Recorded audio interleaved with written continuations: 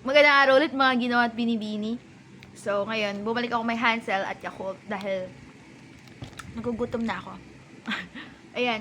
Naalala ko, alam kong meron akong second part na pala to.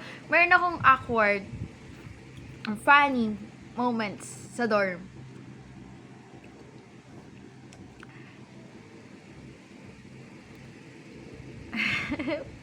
Wala ko specific na maalala, pero alam kong meron, lalo na sa interactions ko kay Tita Rose. Kasi, syempre naninibago ako nun. Naku talaga, napakabait ko sigurong, manunulay. Okay. Wala akong ma-pinpoint na specific ngayon. Pero alam kong meron na funny, awkward. Ako ba? Tawag dito, minsan, hindi ko intention magpatawa, pero natatawa yung iba. Siguro ano na lang, yung mga times na kasama ko si Tita Rose. Kausap ko si Tita Rose. Kasi, minsan awkward talaga ako eh. Tsaka di ako marunong talaga magpatawa. Like as in, kaya nagkugulat ako pag natatawa yung mga kaklase ko, mga kaibigan ko. So, simulan natin. Paano naka-apekto yung pag-adjust ko sa dorm at independence ko sa growth and confidence ko?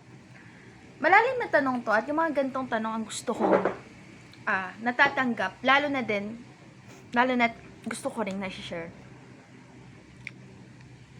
Kasi masasabi ko, ibang kind of growth yung natutunan ko, yung nag-a-adjust ako specifically from December 2023 to June 2024. Ibang type ng growth at confidence yung nakuha ko dun.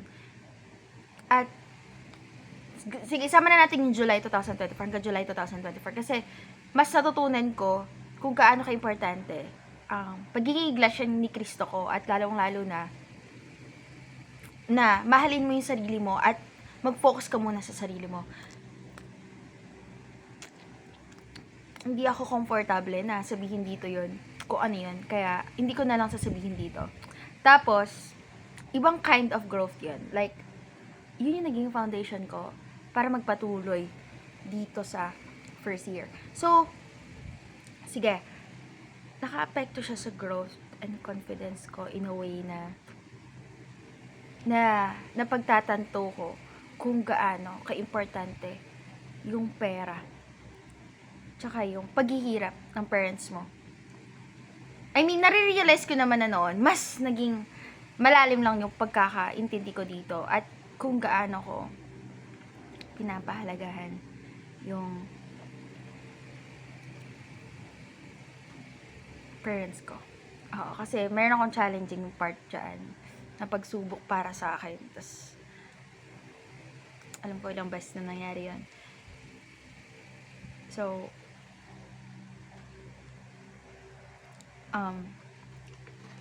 naka-apekto yung sa growth ko na mas dumalim yung mga dati ko natututunan. Mas na-realize ko, mas napagtanto ko na mas kailangan ko mag-aral, pagbutihin ko pa ng mas maayos. Pagbutihin ko pa yung pag-aaral ko. At ang pinaka-importante, may natututunan ka sa ano mo, sa pinili mong kurso. Tsaka, yung pera kasi, yun, mas marirealize mo siya kapag ikaw na yung nag-work. Dahil, talagang independent ka na nun. Like, ikaw na magbabayad ng bills, ganito, ganyan, di ba? So, may mga realizations ako na mas lalong lumalim lang. Na feel ko mas lalalim siya in the future. Sa confidence naman, di ko sure. Pero I think growth naman siya kahit medyo na alam kong medyo people pleaser ako. Pero hindi ko sinasabi na people pleaser talaga ako. Wait, na-atching ako eh. Pero, feel ko, sa pagiging mabait ko lang kasi. Pero dapat kasi, alam mo yung sarili mo eh. So, kaya hindi ako sigurado kung bumababa yung confidence ko or tumaas. Kasi, alam ko dati talaga, yung confidence, Or baka mas na-realize ko lang na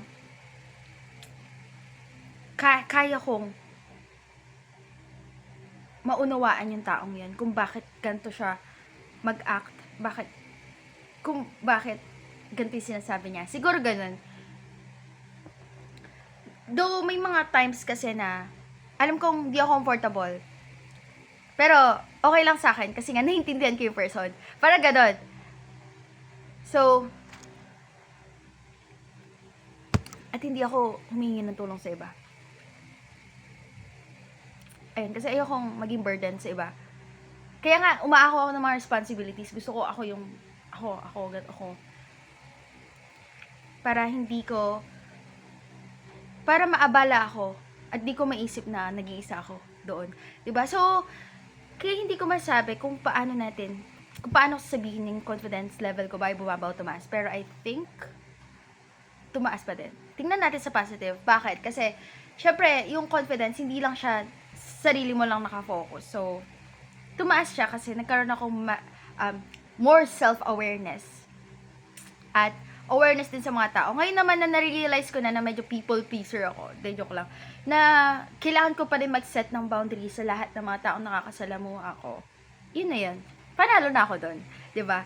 So, simulan na natin sa BSA Academic Life Expectation versus Reality. So, akala mo ba magiging madali or mahirap ang BSA? Ako alam ko na mahirap ang BSA kasi marami nagsasabi niyan. Marami nagsasabi yan na prof, mga matatanda, hindi ko sinasabing like, yung mga may edad na tungkol sa pag-aaral.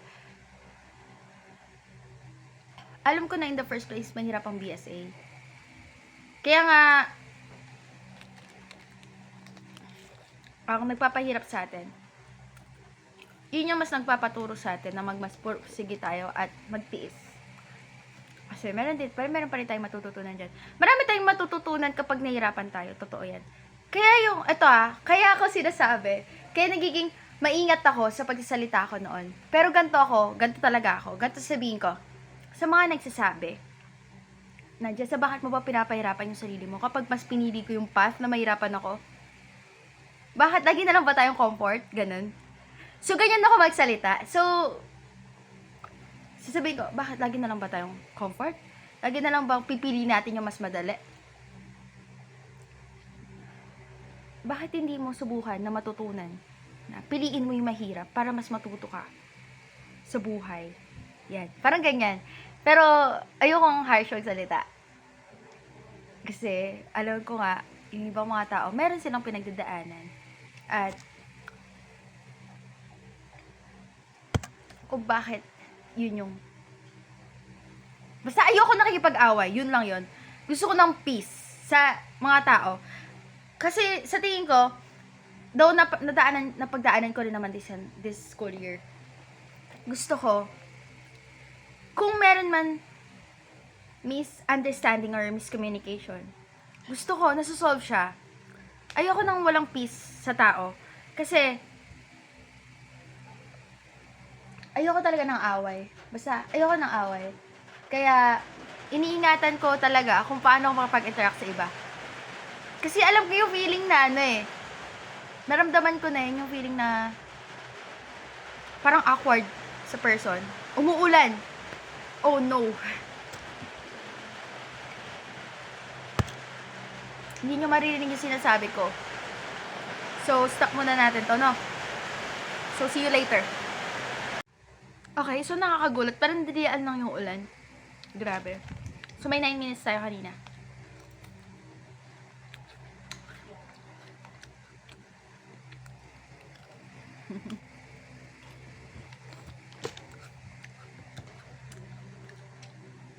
Ano ang mga subject na pinaka-nahirapan ako? Paano ko nalagpasan?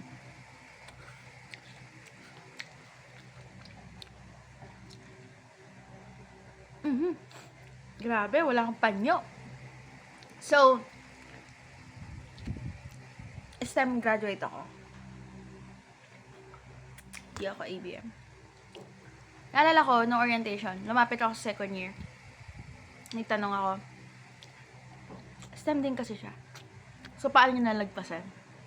Sabi niya, after ng first term, same na kayo ng foundation ng mga klase mo. Kaya hindi rin matter if STEM student ka or UMS or whatever pa yan. Kasi, dun ko na-realize din na, tama pala siya. Pero ang mga accounting subject ako nahirapan. Okay? Kasi, yun talaga ang mas challenging sa lahat. Kasi yun nga yung profession mo na pipiliin mo yan.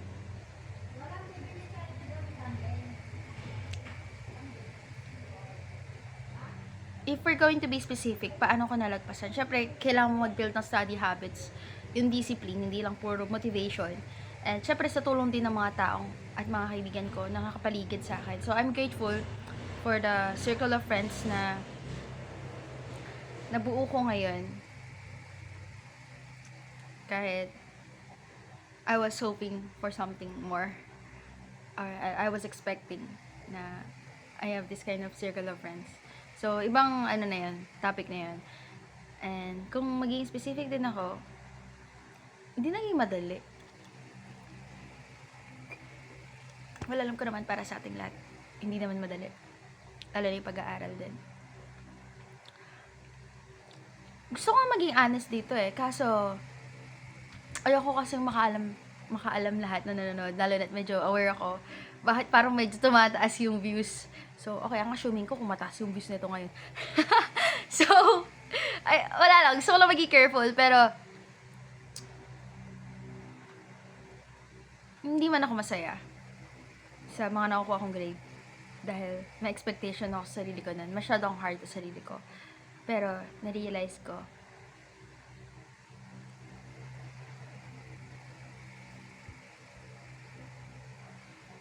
siguro, di ko rin kasi maiwasan na ma-compare ko yung sarili ko sa iba. Okay, sige, sabihin ko na yan. Sabihin ko na dito. Sa tingin ko naman, okay lang ako maging vulnerable dito. Huwag ko lang sabihin yung buo.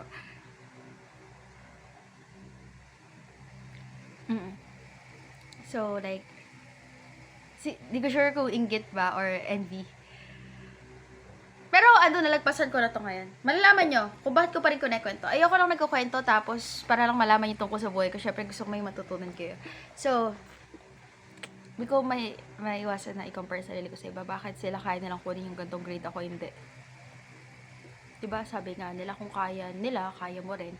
Bakit ako hindi? So, parang medyo nawawalan ako ng faith sa prayers ko, sa panata ko na I was so pag-isip ako. Kasi minsan, hindi ko maiwasan na basehan ko talaga ng academic excellence is yung grade. Kasi, diba, yun naman, special treatment sa mga matataas yung grade, diba? Special treatment sila Totoo yun kasi nare-recognize ang lahat. So, sino ba ako kapag hindi ako nare-recognize sa ganun na academic excellence? So, diba? Nagigets nyo ba yung point ko? So, mababa yung self-confidence ko when it comes to accounting. Well, ngayon, sige, sabihin natin, medyo pa din. Pero I'm working on it. Kasi, syempre, baka tayo susuko. Kung na-realize na nga natin yan, so, hindi yung dahilan para sumuko ka, diba? So, naniniwala pa rin ako na meron pa rin na minsan, binabasehan pa rin ng ibang tao yung grades. Which is, true yun. Pero parang may na-realize lang din ako na ang pinaka-importante, yung grit mo. Yung will mo na magawa mo yung bagay. So, kahit hindi ko man makuha yung ina-achieve kong grade na gusto ko, dahil alam ko mas paputunayan ko sa iba, diba? Na sabi ko na. Kasi, feel ko kaya ako rin gustong ma-achieve yun para ma-impress yung iba. Para mayroon akong mapatunayan sa sarili ko na kaya ko din. Pero mali So, dapat, ginagawa mo yung bagay na yun. Hindi out of pressure din. Though, may mga times na kailangan. Pero hindi ko sinasabi na pinaka-ultimate mo na, is pinaka-ultimate na reason why ka nag-strive for na mas matuto is para sa tingin ng iba sa'yo. So, pinaka-importante is para talaga sa sarili mo. Yun ang pinaka-importante. Na ginagawa mo isang bagay para sa sarili mo, para sa sa parents mo, para sa pangarap mo, lalo-lalo na sa ating Panginoong Diyos. So, ayun. Wala tayong magagawa sa past. Pero alam mo namang ginawa mo pa rin yung best mo, 'di ba? So, pinaka-importante yan yung progress. Kasi, at the end of the day, lagi nyo sinasabi. Lagi nyo. At the end of the day, grades are just numbers. Yes, makaka-help siya sa ibang paraan. Pero, ang sinasabi ko dito, hindi ko sinasabi na galit ako sa mga matataas yung grade, ha? Ano ako sa kanila? Proud ako sa kanila. Masaya ako para sa kanila kasi na-achieve nila yan. Kaya nga ako nalulungkot kasi parang, di ba, gato ko tingnan sarili ko. Syempre, dapat masaya tayo sa achievement ng iba. So, doon din, dapat may matutunan tayo sa kanila. So, pinaka-importante pa din, magpatuloy ka pa din. Kasi nga, ang goal ko is matuto, hindi yung gantong grade. So, though, meron kailangan i-maintain na grade, oo, kailangan ako maging mindful ko doon. Kailangan maging mindful ako doon. Pero pinaka-importante, may natutunan ka at hindi ka sumusuko. Yan. Sa subject tayo, pero napunta tayo dito, no? Paano ko nahanap ang study habits na gumagana sa akin? Explore. Subukan mo lang yung iba't iba. Feel ko mas gumagana sa akin pag sa umaga ako. Pero gusto ko matry yung gabi. Kasi, pero mas naniniwala ako mas maganda na sa morning, mas yung study habits ko. Ayokong maging, mas specific dito, pero yun. Next is, any memorable professors or academic moments? Meron naman. Lahat ng professor, memorable sa akin. Isa-isahin ko pa. Gusto nyo?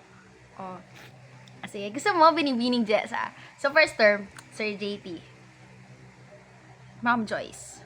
Ma'am Alicia. Sir Comorongan. Sino pa? Ma'am Maricar. 5 lang yon. Second term, Sir Ian, Sir Aaron, Sir Jello. Oh no.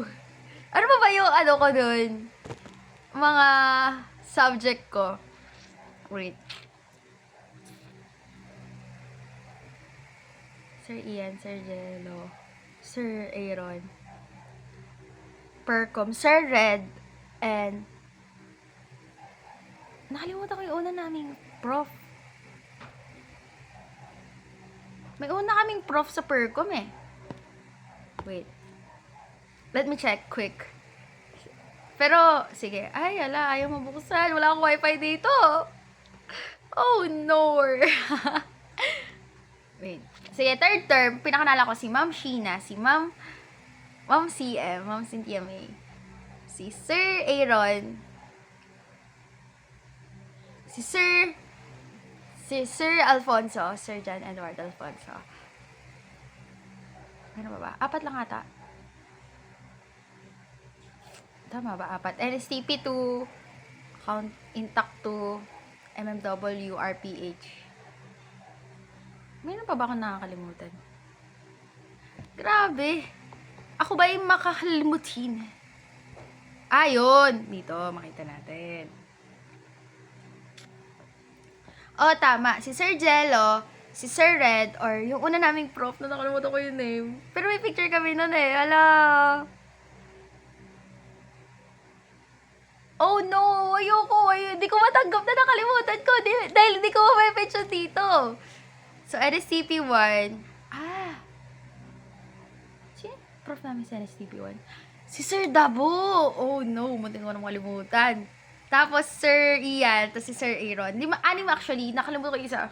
Sorry po. Alalahanin ko po kayo, i-comment ko. So, NSTP 2, si Ma'am Sheena, tapos si Sir JT ulit, tapos si Sir John Edward Alfonso, tapos si Ma'am Cynthia May, tapos Sir Aaron. Yan. Ayan yung mga prof ko. So, kung tatanungin nyo naman, lahat sila memorable para sa akin. Lahat ng mga tao na kakasalamuha ko, memorable lahat sila sa akin. Kung tatanungin nyo, meron akong kwento tungkol dyan. Kunyari, specific person, may kukwento ako. Pero, yun. So, academic moments nung nalaman ko na may, yun naging ako, class mayor. yun yung isa sa fulfilling para sa akin kasi nakakatulong ako sa iba, nag-serve ako sa mga classmates ko. Tapos sige, close ako sa mga prof. Like, natutuwa ako pag nakakatulong ako sa iba. Yun. Isa pang academic moments, nung isa ako sa best debaters ng purposive communication namin kasi kami ni Papa, mahilig kaming argue, ganyan. Hindi naman argue na like yung tungkol sa church kasi. Yun. Kaya, mga academic moments. Pero, may iba akong answer dyan, yung mga time na nasa lowest ako. Siyempre. Highs. So, emotional journey, highs and lows. Ato, dito na pala tayo eh.